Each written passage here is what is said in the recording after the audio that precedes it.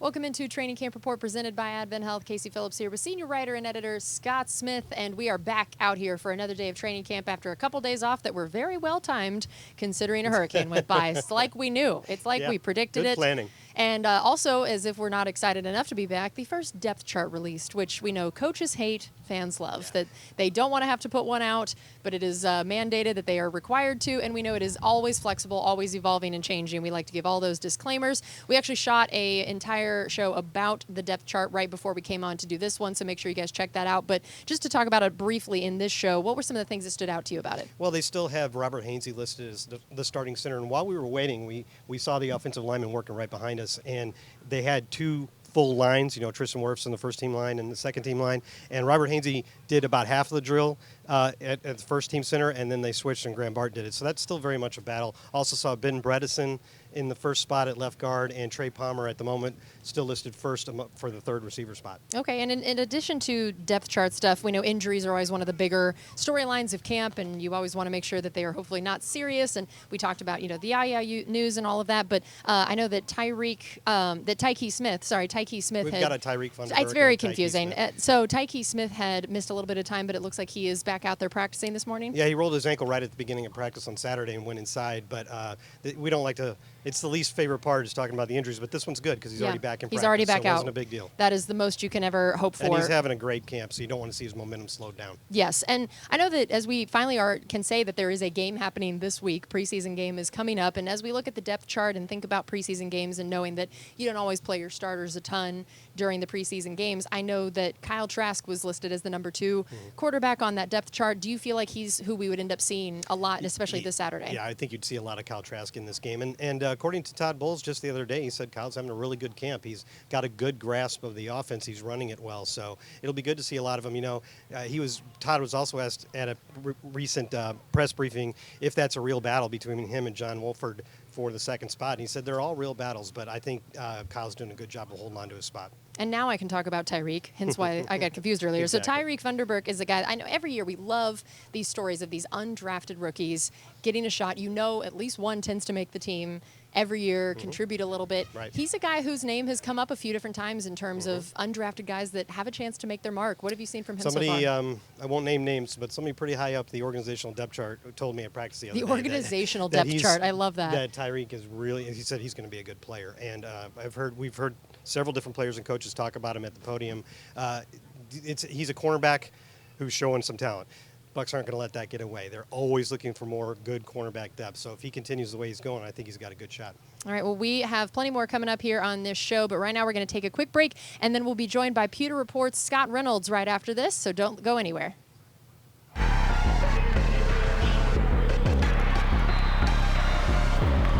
This is the closest thing to a state finals feeling you can have in a regular season game.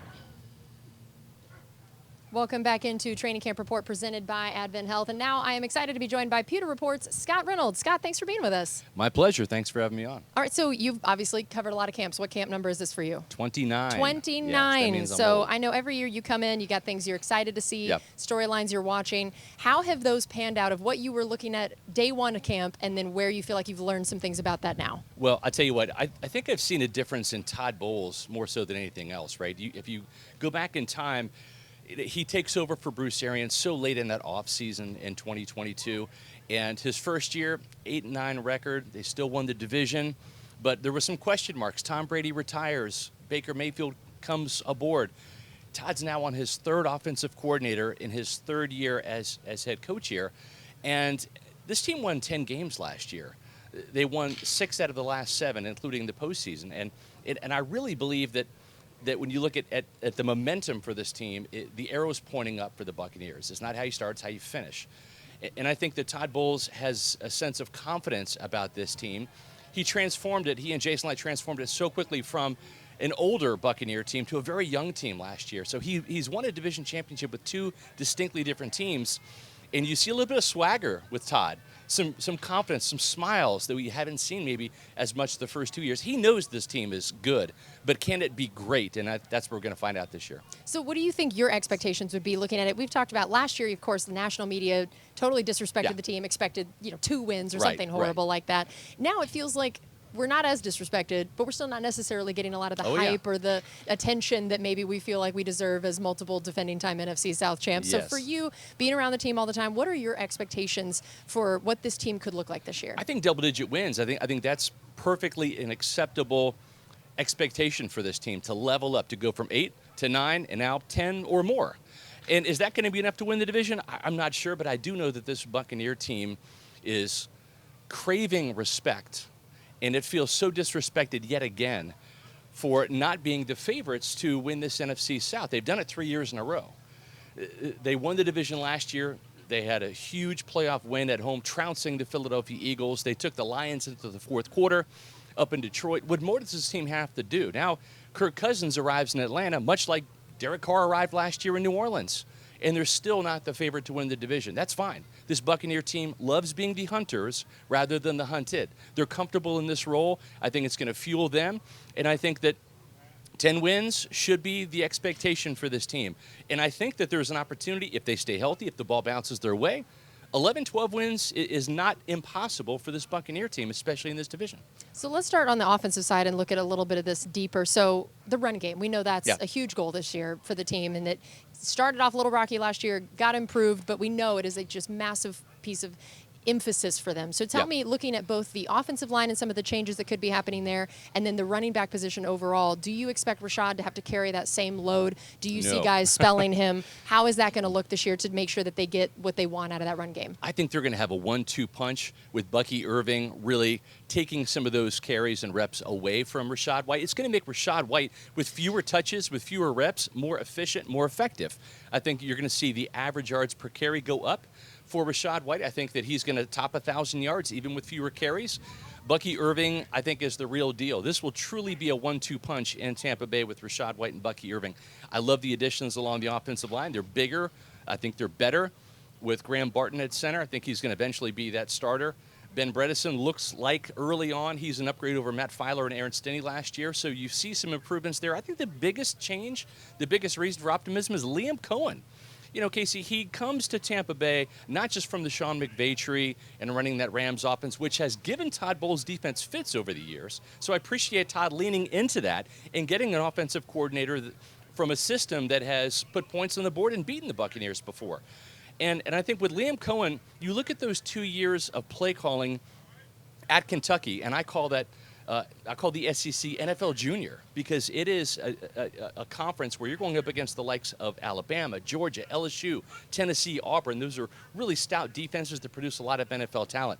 I think Liam Cohen's play calling, the running game is more diverse. There's more running plays in there, giving Baker Mayfield the ability to audible at the line of scrimmage and turn some of those plays last year that you and I saw where DOA, dead on arrival at the line of scrimmage, into plays that can work to the Buccaneers' favor. I think the running game is going to go from dead last to middle of the pack this year. That's going to be enough to propel this Buccaneers offense to probably 24 points per game or more. All right, so how about on the defensive side now, especially as we're about to finally have some preseason games to see some things.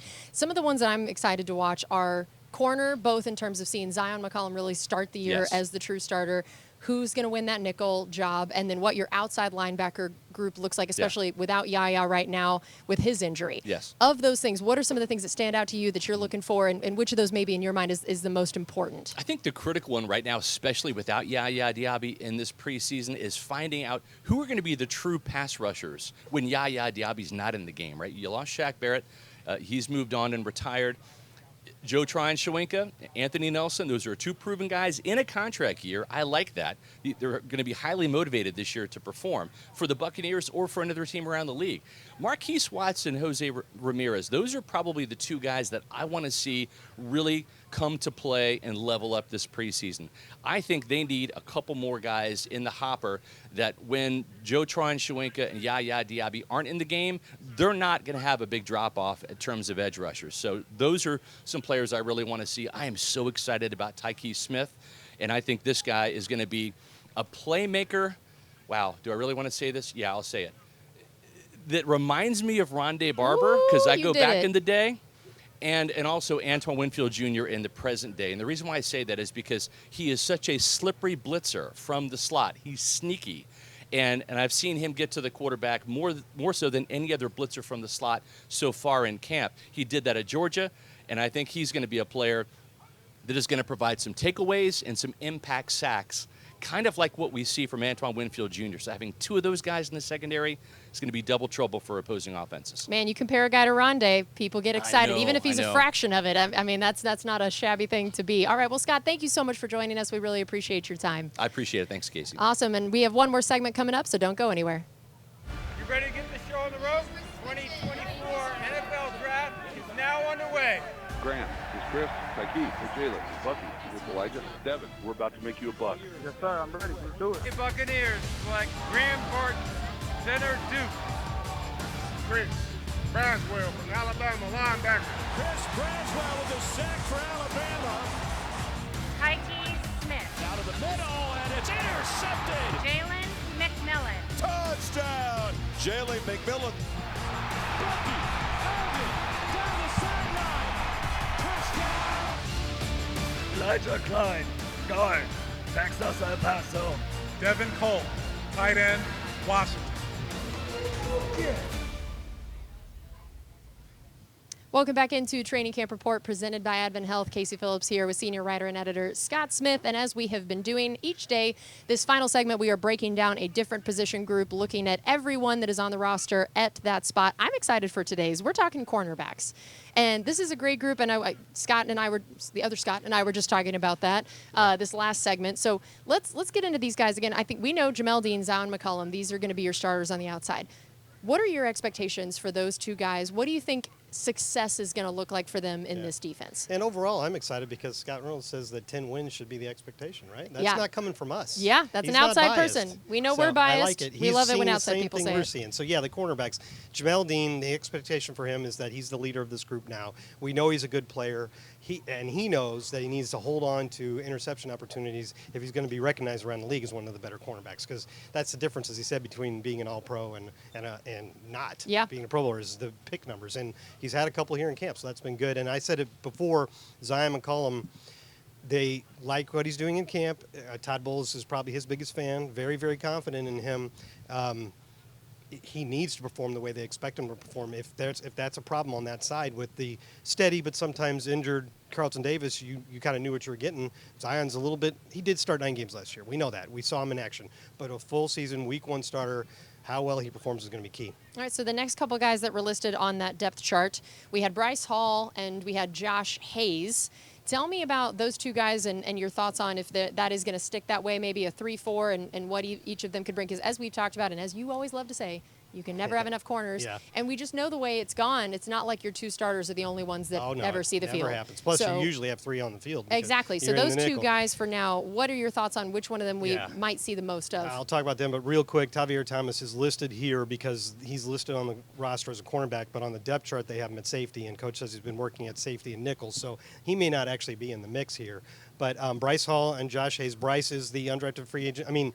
Unrestricted free agent that they signed from the Jets. He had a really nice start to his career, but then ran into some injury issues. But they've got good tape of him, and he said the other day in his media session that he's fine with whatever job it ends up being. So if he's a starter, if he's the third corner who comes in whenever the first 2 guys on the outside aren't available, whatever it is, he's good to go. And what we know about Josh Hayes is, one, he's got a lot of versatility. They actually list him as a DB on the roster because he can, at the first they weren't sure we were going to put him at corner or safety. I think he's settling in at corner, but he's also one of the team's very best special teamers. He's probably going to be one of your 2 gunners on punt. So there's going to be a lot of action for Josh Hayes, I think. Yeah, I'm excited for Bryce Hall. I know he and Jordan Whitehead are buddies coming out of the Jets. That's right. And in high school. And in high school, so they're from the same area out there in Pennsylvania. And, man, Bryce, it's just such a great story. He has battled through so much adversity with injuries, as you said. I mean, he was going to be – they were predicting a first-round draft pick in college, decided to go back for his senior year. Horrible injury, and it ended up being a 5th-round pick. Yeah. But he has first-round kind of talent and has dealt with some injuries. But as long as he's healthy, this guy seems like a great steal for us in free agency. Yeah, and he's got that whole "I'll do anything you want" attitude, which is a great mentality. So And- now, otherwise, also we've got Keenan Isaac, Tyrek Funderburk. We talked a little bit about Tyrek earlier. So these two guys, what stands out about their chances of being on the roster and what they would contribute? Well, Keenan was on the practice squad all of last year. He came in as an undrafted free agent, so making the practice squad and staying there and even getting elevated a few times to play in games was a good success for him as a rookie. I think probably, obviously, the next step for him is to try to get a spot on the active roster to start the season. And yeah, we talked about Tyrek, I think, in the first, and he's just he needs to. I'm glad he's back from his injury right away because he's got that momentum to build on, and you'd like to see him continue to do that. And they just keep every day they like what he's doing. He made a play in practice the other day, a really nice quick reaction to a Krewe route where he came up quickly and got around the guy and knocked the ball down. So if you're getting your hands on the football, which he has been doing, the coaches are going to pay attention. And then finally, the last couple guys, Chris McDonald and Andrew Hayes. Tell me what we know about these guys. Okay, so those are, like Tyrek, those are undrafted rookies. Chris McDonald is a guy that the Buccaneers actually went a little higher on in terms of the guaranteed money and signing bonus that they gave him because they were battling some other teams to get his services. So he was definitely a priority free agent for him, so we should keep an eye on him. Then Andrew Hayes played at a community college for much of his career, or junior college, but then finished up at Central Arkansas. He had an interception and 10 passes defense last year, so he showed that he can be around the football, be a little bit of a ball hawk. So these are guys that they're undrafted free agents. If they can get a spot on the practice squad, that's a big win for them. They should be, and they are, yes, fighting for a spot on the active roster. But even if that doesn't happen, if you can get your foot in the door in that practice squad, it can make a big deal. All right, well, that is going to do it for us on this edition of Training Camp Report presented by Advent Health. And this is actually our final one out here at practice. They're going to be shifting to, they've still got a couple days out here that they're doing stuff, but then it'll shift to the first preseason game, and we're going to be covering all of that. But this is our final Training Camp Report presented by Advent Health. Thank you so much for joining us throughout this entire camp, and we'll see you next time.